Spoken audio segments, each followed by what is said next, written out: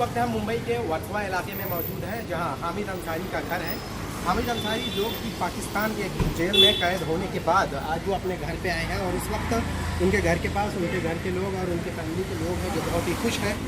Jail की सहूलतें और पाकिस्तान में रहने के बाद जो ये गलती उन्होंने की थी कि फ़ेसबुक पर जो है किसी से दोस्ती की और दोस्ती के बाद जो है पाकिस्तान जाने की कोशिश की और वो भी गैर कानूनी तरीके से पाकिस्तान में दाखिल होने के इल्ज़ाम में उन्हें पाकिस्तान पुलिस ने गिरफ़्तार कर लिया, जिसके बाद वो पाकिस्तान की जेल में रहे और 3 साल के अरसे जेल में बिताने के बाद जब सारी उन्होंने सज़ा अपनी जो सज़ा थी वो काट ली और उसके बाद फिर जो है वो अपने घर आए और इस मामले में हिंदुस्तानी हुकूमत ने जब दखल दी तो उसके बाद हामिद उनके घर पे आए। आज जब हामिद लोगों के बीच में आए और जब उन्होंने बात की तो कई चीज़ों पर ख़ासकर उन्होंने 3 चीज़ों को लेकर इशारा किया है और ये भी कहा है कि जो वालिदैन हैं, जो लोग हैं, वो अपने बच्चों से जो एक फासला रहता है उस फासले को ना रखें और अपने बच्चों की जो